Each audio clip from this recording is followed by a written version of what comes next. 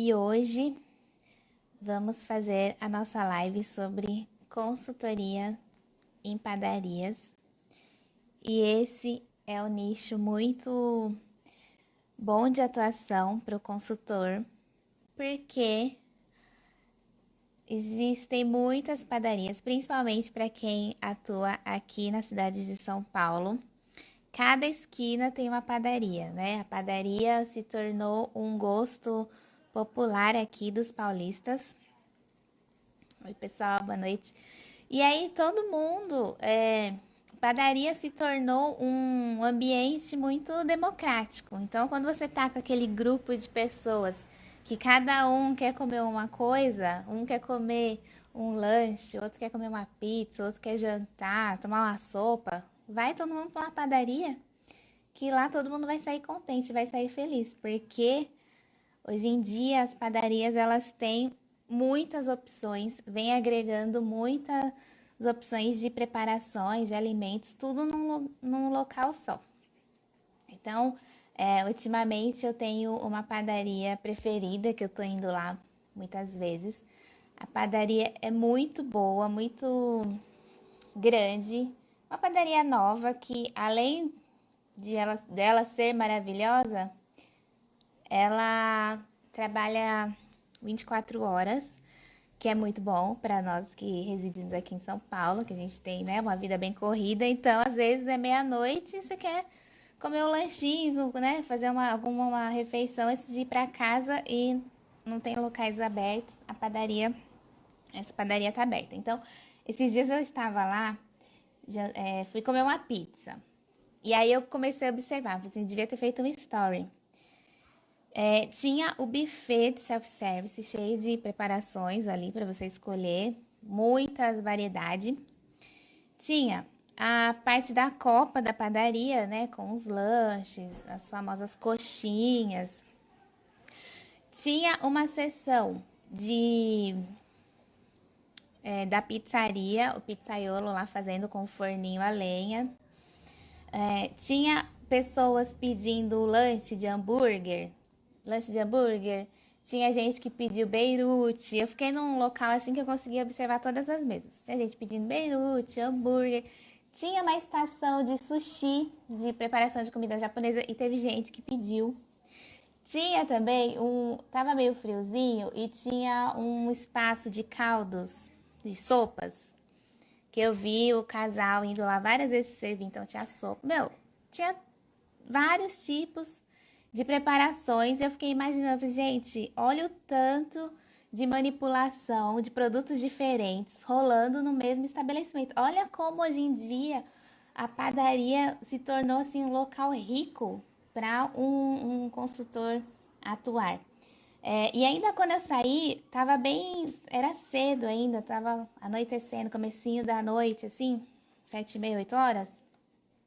E quando eu saí, eles ainda estavam montando uma estação de massas para fazer massa ali na hora, sabe? Então eu falei, gente, olha o tanto, fora a confeitaria, toda a outra parte de pães e doces, enfim. Então hoje em dia, dependendo da padaria, rola de tudo lá dentro e é um local assim de muita manipulação, de muito trabalho para um consultor de alimentos.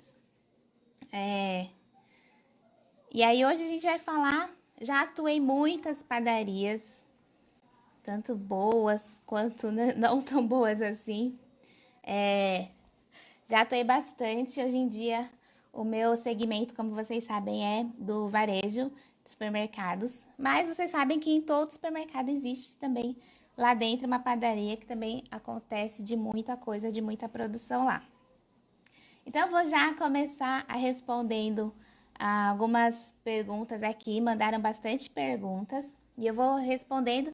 E se surgir alguma dúvida, se você quiser perguntar aí também, se der tempo de eu conseguir ler e responder. Eu quero dizer que a semana do dia 12 a 16 de outubro vai rolar a nossa semana da consultoria independente. Então, eu preciso que vocês façam a inscrição, se quiser participar. O link tá lá na bio do Instagram. Vai ser uma semana que a gente vai ter aulas de como conseguir ingressar nessa área da consultoria independente.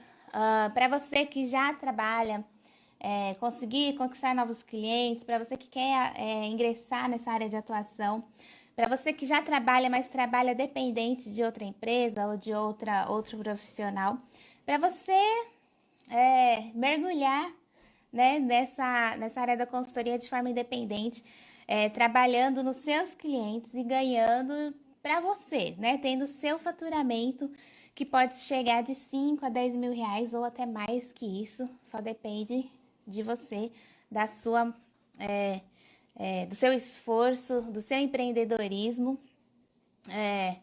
E aí, nessa semana, a gente vai ver onde estão os clientes, como conseguir esses clientes, quais tipos de serviços que eu posso oferecer e muito mais. Vai ser uma semana, assim, com bastante conteúdo para a gente destravar quem está travado, para quem está procrastinando, para não perder esse ano de 2020, não esperar para o ano que vem para as coisas acontecerem. Então, vamos lá, vamos para as perguntas. A primeira pergunta, ó, os fornos, eu tô olhando aqui no lado porque eu salvei as perguntas no meu computador, então eu vou ler aqui, tá? Os fornos que assam pão não podem estar ligados direto com a água da rua para produzir o vapor? Por quê? A água que vem direto da rua pode causar contaminação? Mas se for feita a análise desta água e tiver tudo ok, tiver tudo ok. Então, lembra que na semana passada a gente fez a live sobre equipamentos e eu citei que onde envolve água participando da produção, de qualquer etapa de processo de alimentos, o consultor precisa fazer um controle, um acompanhamento e um monitoramento muito de perto dessa água, porque a gente precisa muito controlar, porque a água ainda é assim, veículo de contaminação. E aqui em São Paulo, o que a lei diz? Aqui no município de São Paulo, o que a legislação informa? Que os estabelecimentos devem higienizar as caixas d'água semestralmente. Então, 2 vezes ao ano, pelo menos, devem esvaziar as caixas, mesmo que a água vem da rede pública da Sabesp, que é uma companhia de saneamento muito boa, que a água que eles entregam para os estabelecimentos, para as residências, são uma água tratada de excelente qualidade. Ainda assim, a Sabesp, ela garante a entrega da água de qualidade potável até a tubulação ali. A partir do momento que entrou na caixa d'água, a tubulação interna de cada estabelecimento, a Sabesp não se responsabiliza. Então, cada residência, cada estabelecimento tem que ter essa responsabilidade a partir daí. Então, sim, a sua caixa d'água pode estar com contaminação, as tubulações internas, dependendo se for uns materiais muito antigos, podem estar com presença de ferrugem, enfim, várias coisas que podem acontecer. Então, não é que o pão não deve estar ligado diretamente. Se tiver, vai funcionar, vai conseguir fabricar o pão. Mas é muito interessante você, consultor, dar essa sugestão de colocar um filtro entre essa água que vem da Sabesp, a água da caixa, para mandar esse vapor para a fabricação do pão para esses fornos. Quem acompanha o canal viu que acho que umas 2 semanas atrás eu postei que eu estava fazendo a troca dos filtros dos fornos lá da padaria do meu cliente. E aí eu faço monitoramento, ponho uma etiquetinha lá do dia que foi feita a troca, anoto na minha planilha no computador para eu saber. E aí faço sempre essa troca. É um controle a mais que você faz instalando esses filtros, tá? E claro, monitora essa água também. A outra pergunta foi a mesma, né? A água no processo de pães pode ser da torneira ou é obrigatório acoplar o filtro da torneira? Então, é muito interessante. Sugira isso para os seus clientes, acoplar esse filtro para mandar uma água filtrada para o vapor desses fornos, tá? Para a gente garantir controle de qualidade. Isso que é controle de qualidade. É você fazer algo a mais, você implantar um procedimento que vai melhorar, vai assim, exigir um pouco mais de qualidade, certo? Essa pergunta achei interessante. Quantos setores existem em uma padaria? Depende da padaria, né? Tem padaria grande. Como eu disse aqui no comecinho do vídeo, essa padaria que eu fui tinha até sushi. Quer comer um temaki, vai lá naquela padaria que tem. Então depende da padaria. Tem padaria, geralmente as padarias têm uma copa, tem a parte dos salgados, tem cozinha que faz os buffets self-service, tem a confeitaria que faz os bolos, os doces e a parte de panificação com todos os pães que entram nessa pão francês, pão italiano, pão de brioche, todos os outros pães secos, né?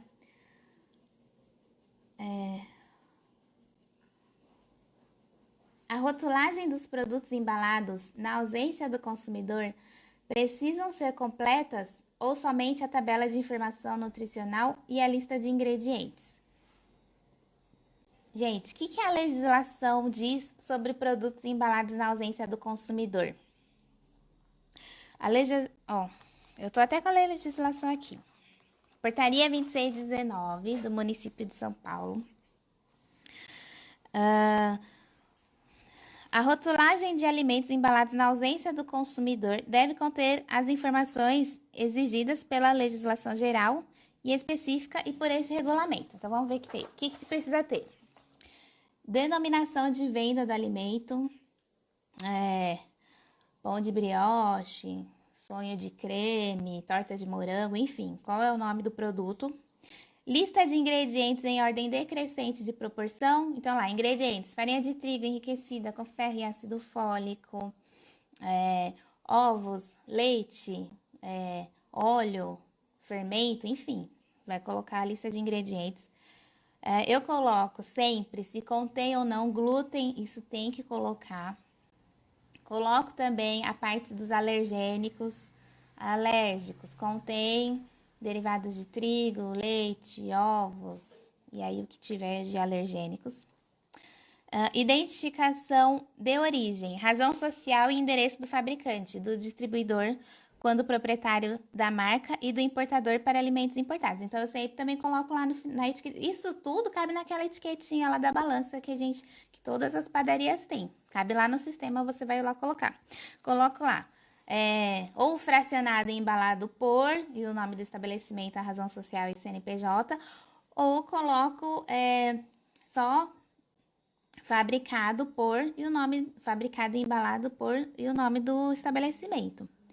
Data de validade, tem que ter, óbvio, né? Identificação do lote, então, por exemplo, quando sabe aquelas bandejinhas de frios fatiados? De presunto, de salame, de queijo, eu coloco lá qual é o lote da embalagem original que eu peguei. Então, eu abri uma peça de presunto Sadia, lá naquela rotulagem tem um lote, e eu consigo passar esse lote para a etiquetinha da balança para os produtos embalados na ausência do consumidor. Falei isso na última live, que para fazer isso ali, pesando a pedido do consumidor na hora, quando ele pede a granel, isso é impraticável. Mas quando eu estou fazendo produção de bandejinhas, eu consigo estabelecer esse lote nessa etiqueta. Instruções para o preparo e uso de alimentos quando necessário, que não é o caso, porque são produtos já prontos para o consumo. Indicação das precauções necessárias para manter as características normais do alimento. Então, por exemplo, eu coloco lá, manter sob refrigeração a 5 graus Celsius, a 4 graus Celsius, ou descrevo lá, produto para consumo imediato, dependendo do produto. Informação nutricional, tem que ter.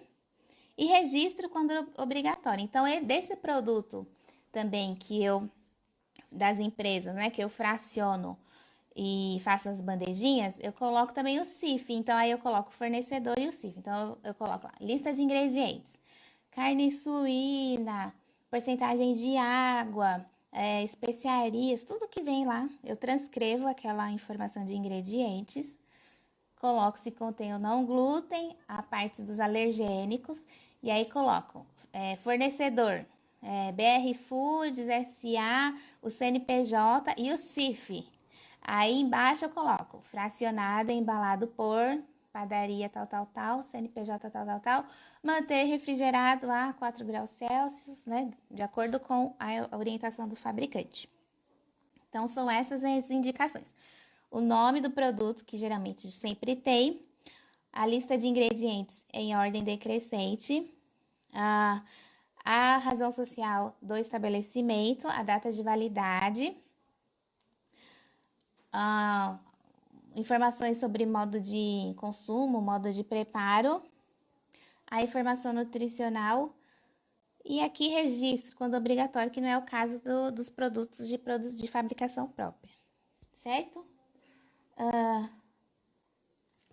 Deixa eu ver aqui mais perguntas.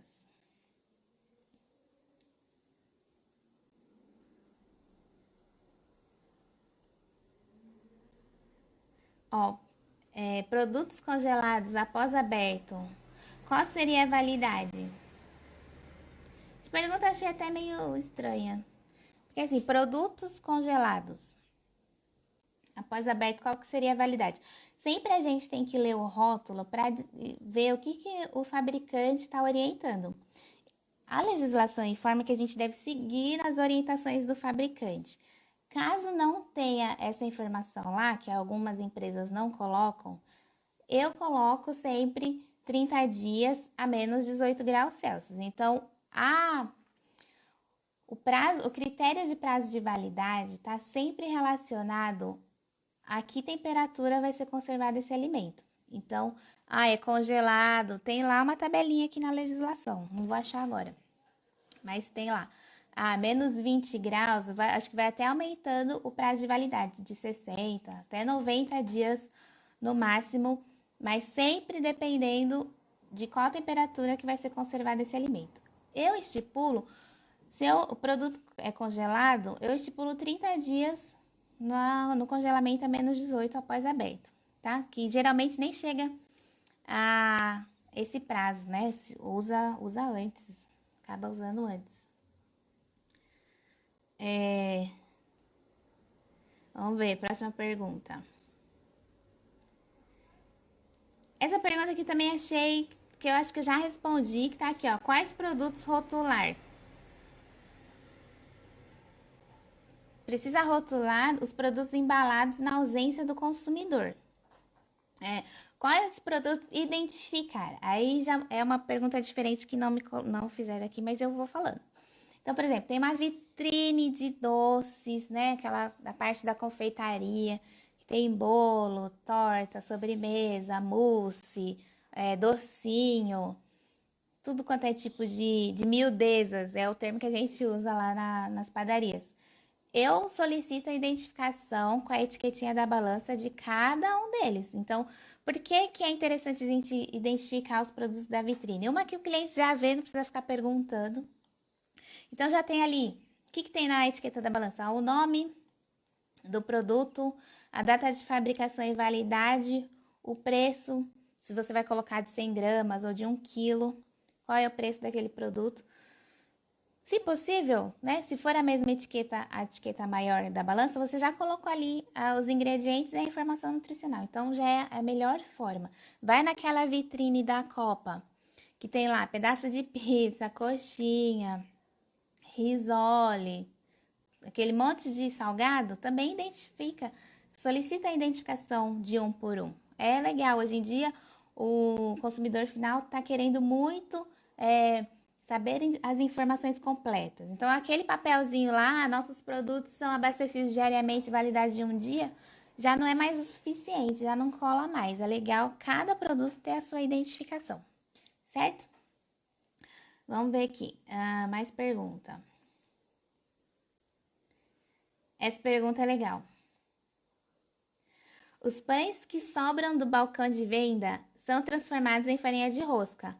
Como é realizado esse procedimento e qual é o prazo de validade? Vocês sabem, né, que todo dia sobra pão.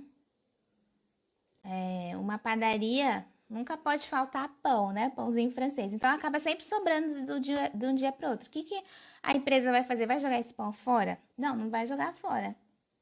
Esse pão vai virar uma farinha de rosca que é muito vendida, que muito cliente dá preferência para essa farinha do pãozinho feito na padaria do que aquela farinha industrializada pega na prateleira do supermercado.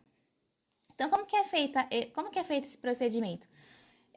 O padeiro, né, responsável, ele acumula ali uma certa quantidade de pães, termina de assar esses pães, o pão fica bem seco, já esfarelando, e existe um equipamento que é uma máquina de moer pães. É próprio para isso. A máquina só funciona para esse produto, não é para outra coisa. Então, acho que se você digitar no Google lá, máquina para moer pão, vai aparecer essa máquina aí. E enfia o pão lá, vai enfiando um por um e ele sai farinha já. Aí utiliza-se uma peneira para tirar aqueles grumos maiores, as cascas maiores, que não ficou tão fininho, né, em forma de farinha. Peneira isso daí e embala nos pacotinhos, tá? Processo simples, não tem muito problema. O problema é quando o padeiro fica guardando muito pão de vários dias e esquece lá, e quando você vai ver o que aconteceu com o pão, o que acontece com o pão, gente?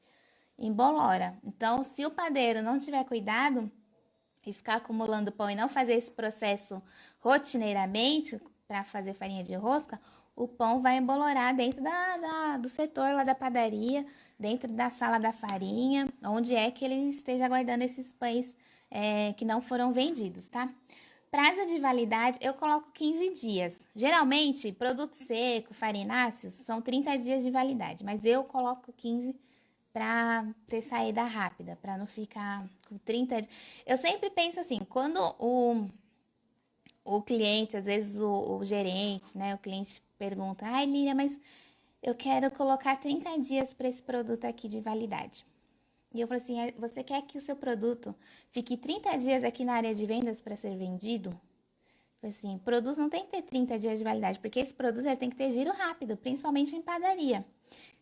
Né? Se não é um produto industrializado, aquele pó de café, aquele pacote de bolacha que ele compra e deixa ali para o cliente pegar, produto de fabricação própria não tem que ter prazo de validade grande, porque ele tem que ter um giro rápido, né?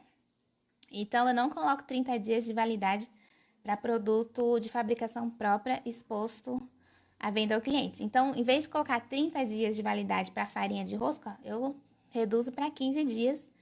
E aí tem que vender nesses 15 dias. Faz uma promoção, baixa o preço. Geralmente não tem muito problema, porque o consumidor final, como eu falei, eles procuram muito esse produto, que é um produto muito bom. É uma farinha completamente diferente, né? Tem um gosto diferenciado nessa farinha aí. Essa pergunta aqui também é legal. Qual o setor mais crítico que devemos dar maior atenção? Isso daqui depende de cada estabelecimento, né? De cada padaria, como que é. Na minha opinião, o setor mais crítico é aquele que envolve mais manipulação de alimentos. Então, se a gente parar para pensar, a área de panificação, se for só para pães secos, né? Pão de hambúrguer, pão de hot dog, pão francês, a baguete, esses pães secos, eles não têm tanta manipulação. Geralmente é a farinha, a água, ou às vezes é uma pré-mistura. Faz, né? Todo dia faz esse produto, ele faz, assa, vai para a loja. Manipula, assa, vai para a loja. Não tem tanto risco, não tem tanta manipulação. Agora, o setor que envolve recheio, né? Que ele faz um preparo antes, faz um pré-preparo, depois prepara, armazena, depois tira da refrigeração, manipula, depois volta para a refrigeração para assar aos poucos, para pôr na vitrine. Na vitrine não tem um giro tão rápido quanto os outros produtos, que já necessita de um controle melhor de manutenção de temperaturas. Então, inclusive hoje eu fiz um postzinho chamando a atenção de vocês consultores para avaliar onde estão as contaminações, né, durante o processamento de alimentos. Então, pode ter, eu falei da contaminação, da proliferação e da sobrevivência de micro-organismos. Então, a gente precisa avaliar em que setor que tem mais onde acontece maior risco de contaminação. Então, por exemplo, se é na cozinha dessa padaria, se ela tiver uma padaria, geralmente o setor de salgados, vocês sabem que, principalmente aqui em São Paulo, as padarias, é cultural as padarias fazerem os seus próprios salgados, né? É difícil eu ir numa padaria que ela vende salgado congelado, que ela adquire de alguma fábrica e só assa ou só frita e põe lá para vender. É uma questão, assim, cultural a fabricação ser própria desses salgados. Então, todo lugar, toda padaria que você vai, tem lá uma coxinha. Vocês viram que eu fiz um story também, já tem umas 2 semanas, que eu fui numa padaria lá em Sorocaba, eu acho, que a coxinha era considerada a melhor do Brasil. Fui lá experimentar a coxinha. Então, assim, é bem cultural essa questão de fabricação de salgados. Então, é um setor que geralmente tende a ser um setor mais crítico pela manipulação de recheios, né? Pela manipulação de massas. Tem que ter um certo cuidado. A exposição na vitrine, a questão de temperatura de exposição, de tempo que esse salgado vai permanecer lá. Então, por exemplo, quais são os critérios de temperatura para alimentos? Alimentos quentes, acima de 60 graus, isso daí é uma parte crítica. Porque aquela estufa lá, se tiver acima de 60 graus, o salgado resseca, a massa, né, fica ressecada, endurece, não, perde a característica sensorial do produto. Então, a legislação diz o quê? Que abaixo de 60 graus Celsius, eu posso expor esse produto por 1 hora somente. Acima de 60 graus Celsius, pode ficar em exposição por até 6 horas o produto, mas eu tenho que ter esse monitoramento e esse controle. Então, essa é uma parte crítica que eu considero, porque o balcão, o buffet de self-service, ele vai ter aquele giro, aquele pico na hora do almoço. Depois, não tem mais. Né? Os alimentos não ficam em exposição por tantas horas. Já os produtos de confeitaria ficam na parte refrigerada. Então, tem duração aí de 3, 5 dias a 5 graus Celsius. Os pães também não necessitam de manutenção de temperatura. Só que esses produtos os produtos ali da copa, salgados, né, os lanches, é feito pedido na hora, a pessoa come ali o beirute, o hambúrguer, o lanche natural, o lanche passado na chapa, é consumo imediato. E o que mais que eu acho crítico é aquele pedaço da vitrine lá, que você passa e fala, nossa, será que essa coxinha aí tá aí desde que horas? 10 horas da noite, a padaria tá aberta, será que aquela coxinha tá ali desde as 7 horas da manhã? Não sei se tem controle, não sei qual que é o giro. Então, por isso que é tão importante também a atuação de um consultor para monitorar tudo isso daí. Então, na minha opinião, o setor mais crítico é essa parte de salgados aí. Mais pergunta.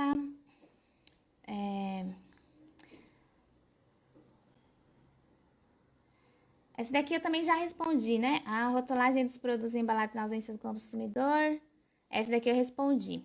E tem uma aqui na sequência que tem a ver, mais ou menos. Para esses produtos embalados na ausência do consumidor, preciso fazer o anexo 10 na Anvisa para começar a comercialização? A informação para a Anvisa de início de fabricação de produtos é para a indústria, não para o comércio. Padaria é comércio, não é indústria.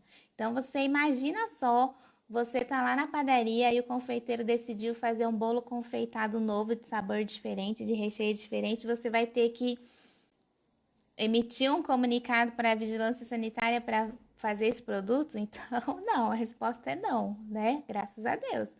É, a comunicação de início de fabricação é para a indústria, não para o comércio. A gente padaria é comércio. Então, você pode ali colocar quantos produtos você quiser, seguindo os critérios de boas práticas de manipulação de alimentos, seguindo lá as tabelinhas de prazo de validade e os modos de conservação, os critérios de temperatura na exposição e vender esses produtos, comercializar esses alimentos, certo? Esses aqui eu já respondi, tô selecionando aqui as que eu já respondi. Vocês têm dúvidas, podem ir colocando aí, comentários, o que vocês acham.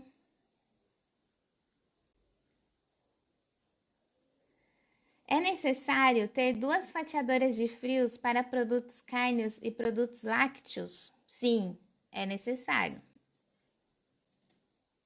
É necessário para a gente evitar a contaminação cruzada, certo? Então, geralmente são 2 fatiadoras nas padarias. Se você nunca observou, quando você for aí na padaria da próxima vez, observa se tem 2. E o consultor entra para fazer esse treinamento, para fazer essa conscientização e para ficar no pé dos colaboradores, porque aí a padaria às vezes tem 2, 3 e os colaboradores estão ali fazendo aquela festival de contaminação. E passa o presunto na fatiadora de queijos, passa o queijo na fatiadora de presunto.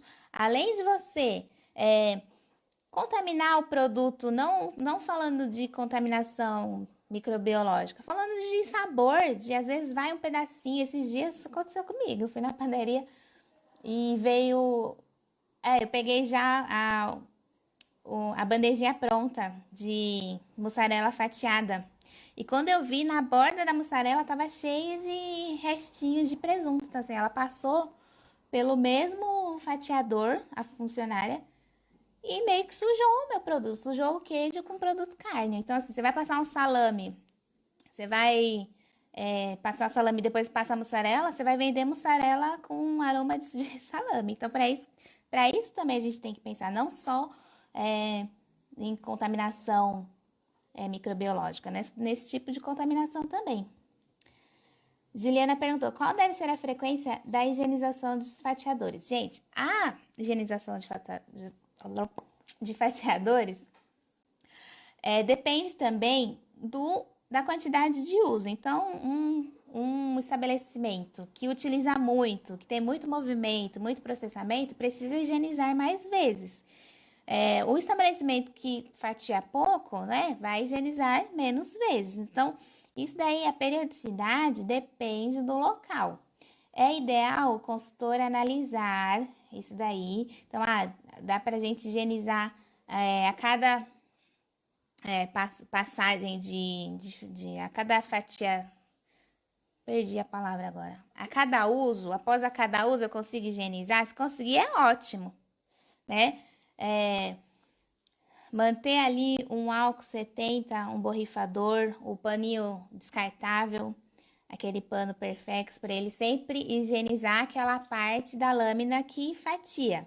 Agora, o desmonte desse equipamento, né, que vocês, não sei se vocês já viram ele desmontado, atrás daquela lâmina, ele acumula ali, resíduo muito, muito, muito, se você não tirar, pode criar até bicho, que eu já vi acontecer em alguns locais.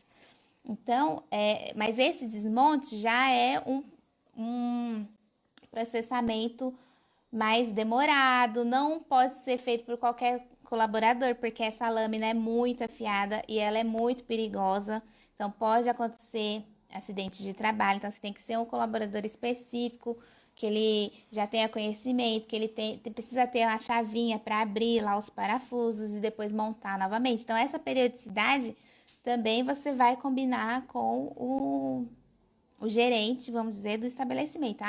Uma vez por semana a gente vai fazer isso, de 15 em 15 dias. Aí entra a sua expertise de consultoria para analisar de quanto em quanto tempo, porque isso vai depender da quantidade de uso desse equipamento, tá? Mas de horas, você pode estabelecer, o movimento aqui é muito, não dá pra gente higienizar, Lilian, a cada uso, é impossível. Tá bom, então estipula um horário, cada 1 hora o pessoal vai parar para fazer uma higienização com o álcool 70?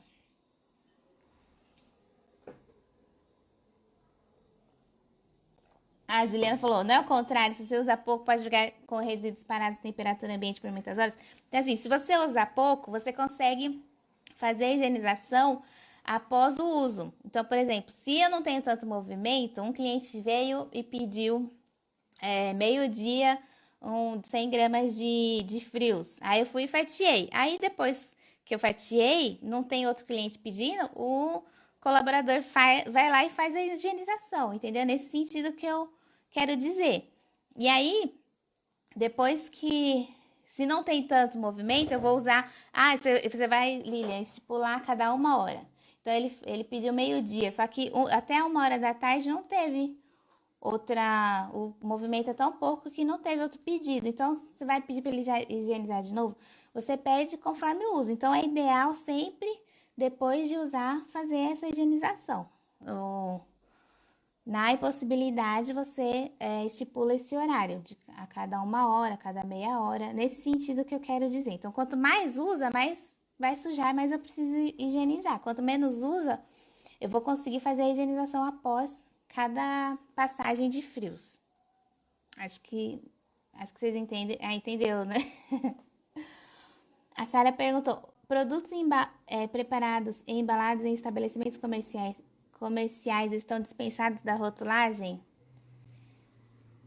Ô, Sara, foi o que a gente acabou de falar aqui, ó. Portaria 2619, que é para comércio e não é para indústria.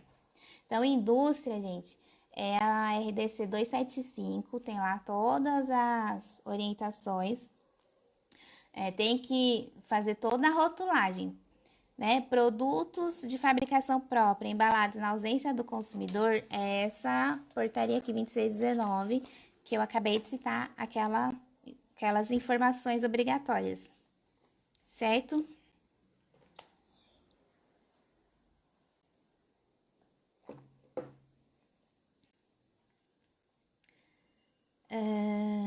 Que horas?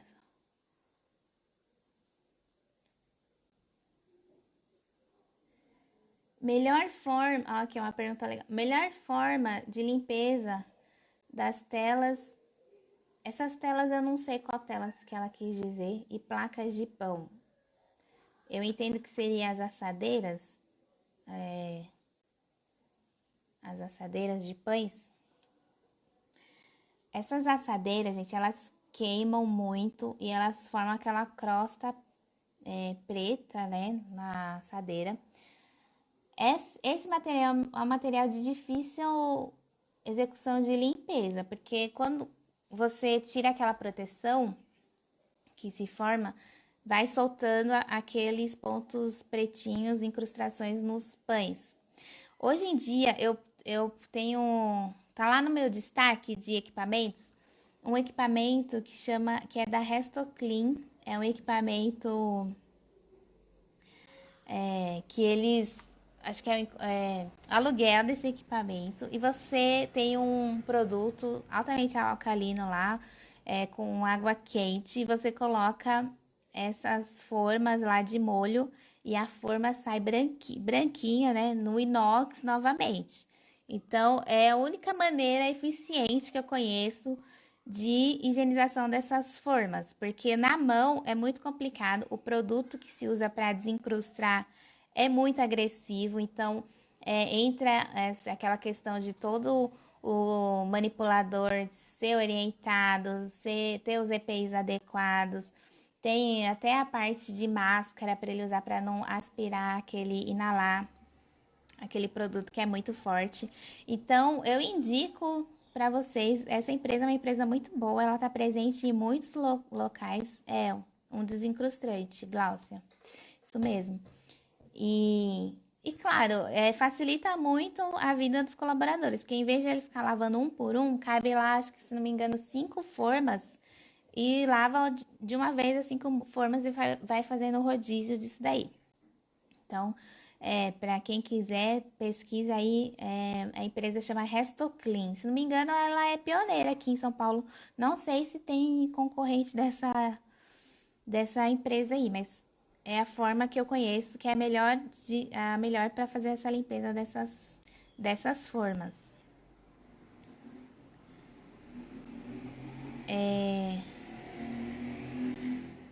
A Renata falou, na empresa que trabalha tem esse tanque, então é muito bom, é excelente.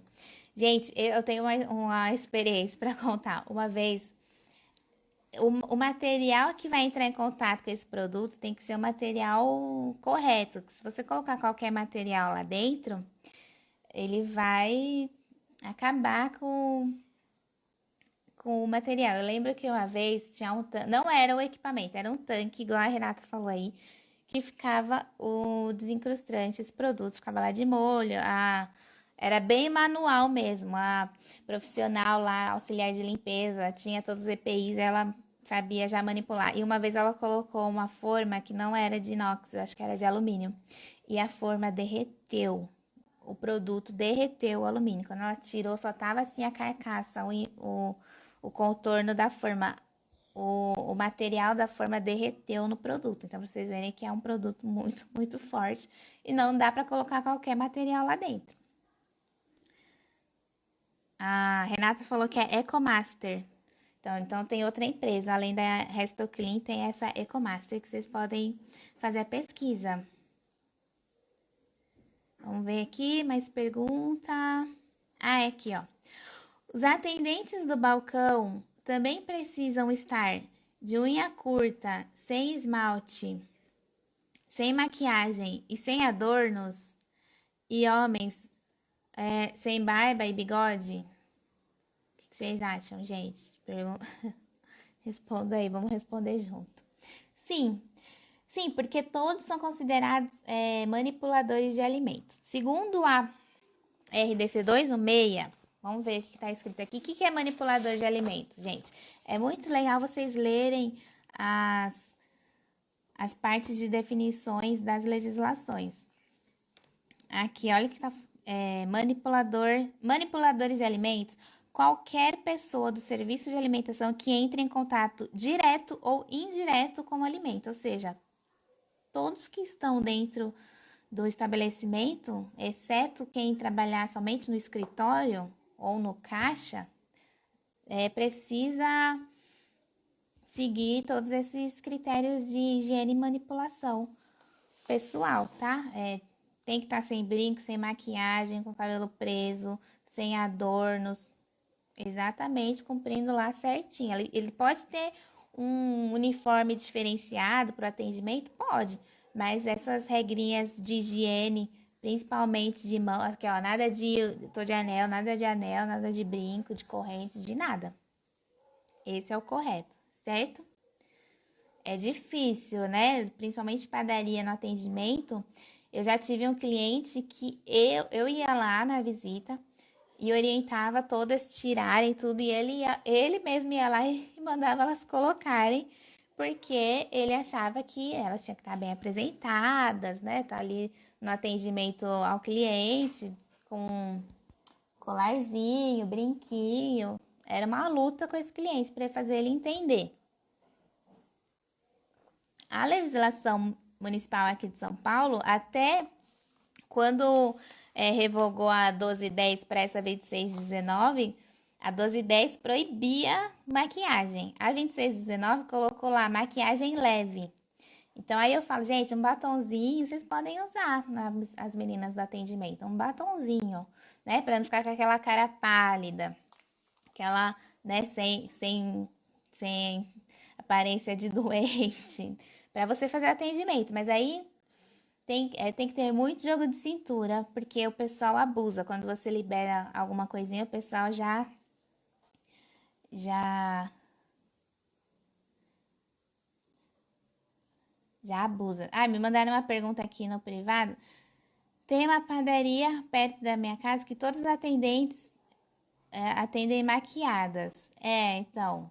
Aí você, Lidiane, ela é de Uberlândia, Minas Gerais. Eu não sei como que é a legislação da municipal de Uberlândia. Aqui em São Paulo, uma maquiagem leve pode, tá? Permitido. A Renata falou, a única coisa que eu relevo, Lili, é apenas o lápis nos olhos para as atendentes e um batom leve. Então, aí a gente tem que ficar tentando negociar. Uma vez elas descobriram que o batom estava liberado, gente, apareceram com batom preto, com batom roxo, sabe? Pessoal, não tem bom senso. Gente, é um batomzinho rosinha, um batomzinho cor de boca, só pra você. Não é pra você vir com batom vermelho, com batom roxo, com batom vinho. As meninas. Aí uma falou assim: mas você não reclamou da outra e de mim você reclamou. Eu falei assim: mas a outra, o batom para outra que tem a pele mais escura ficou natural e você que tem a pele clara ficou muito forte. Então entra um monte de questão e aí elas não entendem, a gente fica naquele bate-boca, é complicado. E agora nem batom, pois tem que usar máscara. Então agora com a máscara a gente pelo menos eliminou esse problema de maquiagem, né? O problema agora da máscara é que o pessoal não quer, os homens não querem fazer a barba, eles acham que a gente não vê, né?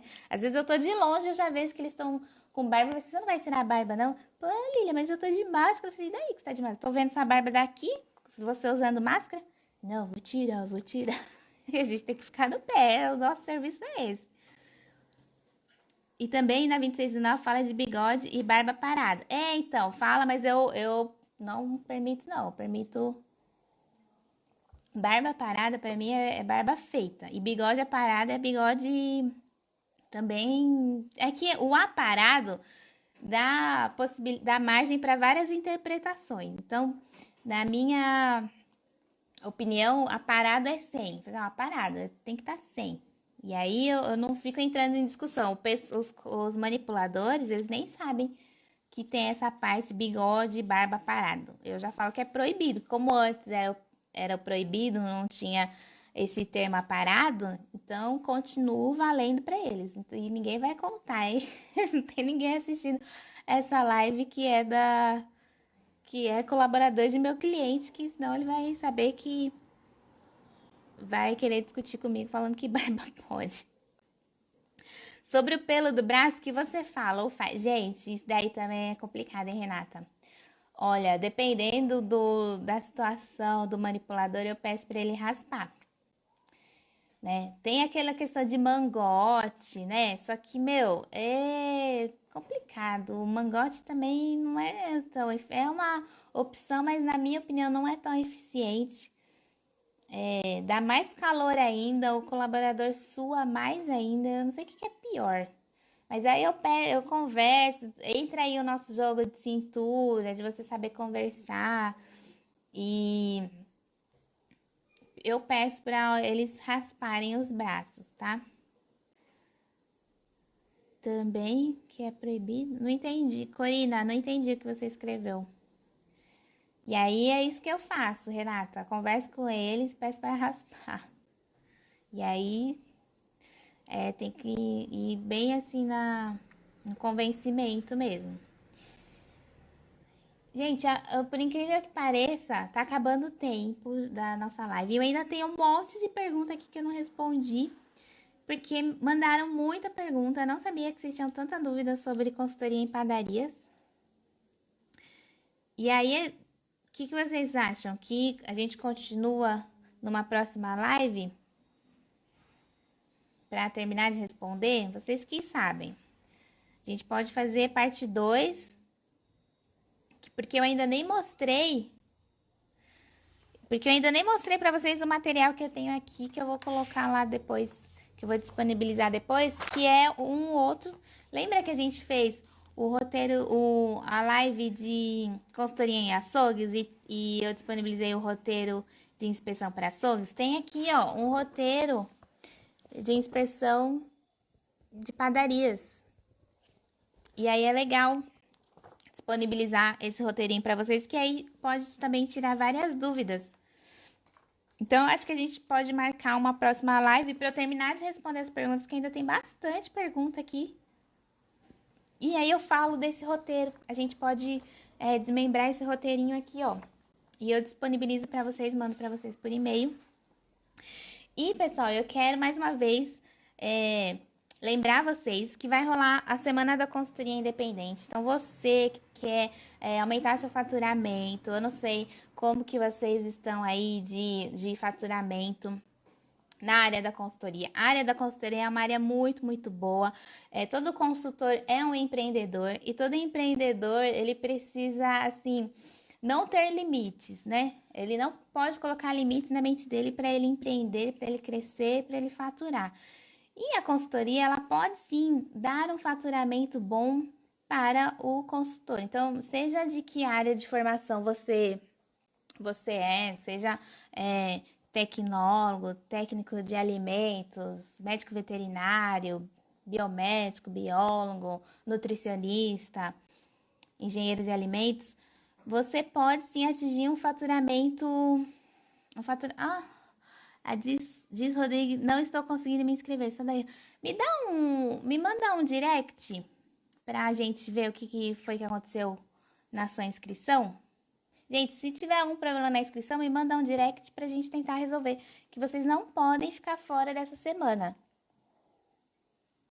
Vou falar de como prospectar clientes, fazer abordagens, quais serviços que eu posso oferecer, quais estabelecimentos que eu posso atender, que contas que eu devo fazer para atingir o faturamento desejado, de quantos clientes que eu preciso atender para atingir esse faturamento. Assim, a gente não pode se conformar com faturamento baixo. A gente estudou tanto, foi tão difícil, pagamos faculdade, ralamos, penamos para ganhar pouco. Não podem se conformar com isso. Então, vocês precisam atingir um faturamento de, no mínimo, 5 a 10 mil reais. No mínimo, 5 a 10 mil reais. Se você estiver ganhando menos que isso, não se conforme. Não se conforme, porque você tem condições, você tem capacitação e na semana da consultoria independente, você vai receber as ferramentas que vai fazer você chegar nesse faturamento mínimo de 5 a 10 mil reais. Então, eu aguardo vocês, quem já se inscreveram, preparem-se. Semana que vem a gente vai ter um aquecimento para essa semana, que vai ser uma semana de lives que eu tô preparando aqui, convidando umas pessoas especiais pra gente também conversar e vocês podem tirar algumas dúvidas. E é isso aí, tá? Nutrigenaina também não conseguiu fazer inscrição. Gente, quem não conseguiu, me manda já agora uma mensagenzinha lá no direct pra gente ver, analisar o que tá acontecendo de errado, tá? Internet às vezes tem dessas coisas mesmo, mas a gente precisa resolver. O link para fazer a inscrição tá lá na bio do meu Instagram. Clica lá que já vai direto. Essa semana da consultoria independente vai ser só para quem for inscrito. Quem não for inscrito, não vai ficar gravado aqui no Instagram, não vai ficar gravado no YouTube, vai ser ao vivo para quem tiver inscrito, tá? As aulas vão ficar somente uma semana ao ar para quem não para quem fez a inscrição e não conseguiu acompanhar. Certo, pessoal? O link, Renata, tá na bio do meu Instagram. Sabe quando você entra lá, tem meu nome, o que eu faço? Tem lá o link para fazer as inscrições. Certo? A Paula já está inscrita. Ótimo. Então, pessoal, essa foi a live de hoje. Acho que ter que fazer uma outra live sobre parte 2, consultoria em padarias parte 2, para terminar de responder essas perguntas. E quem tiver mais perguntas também pode ir mandando. E é isso aí. Boa noite, aguardo vocês para nossa semana da consultoria independente.